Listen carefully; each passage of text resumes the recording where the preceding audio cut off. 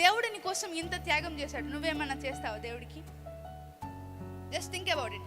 దేవుడు నీ కోసం ఎంత చేశాడు, నువ్వేమన్నా చేసావా దేవునికి? ఆయన నీ కోసం తన తండ్రి దగ్గర నుండి ఈ భూమి మీదకి వచ్చాడు.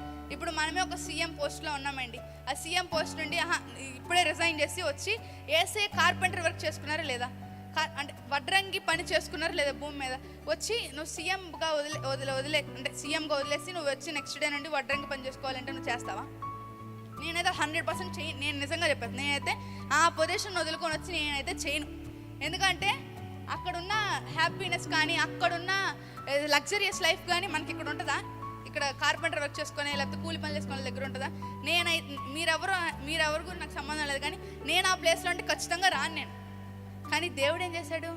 పర్లేదు, నాకు నా పిల్లలు ముఖ్యం, నాకు ఇదంతా కాదు, నాకు ఇదంతా ఆఫ్టర్ ఆల్ ఫస్ట్ నా పిల్లలు వాగ్దానాలు నెరవేర్చాలి, వాళ్ళని నిలబెట్టాలి, వాళ్ళని పరలోకంలో నిలబెట్టాలని చెప్పి ఆయన తన ప్లాన్ని మార్చుకొని వచ్చాడు. ఈ రోజు నుండి మనం చేయాల్సిన పని ఏంటంటే, దేవుడికి నీ లైఫ్ని అప్పగించు.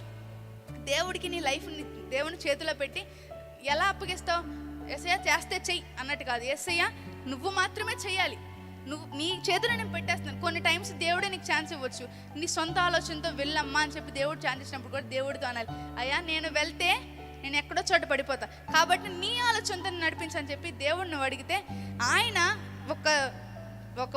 ఒక ప్రణాళికను రాశాడు.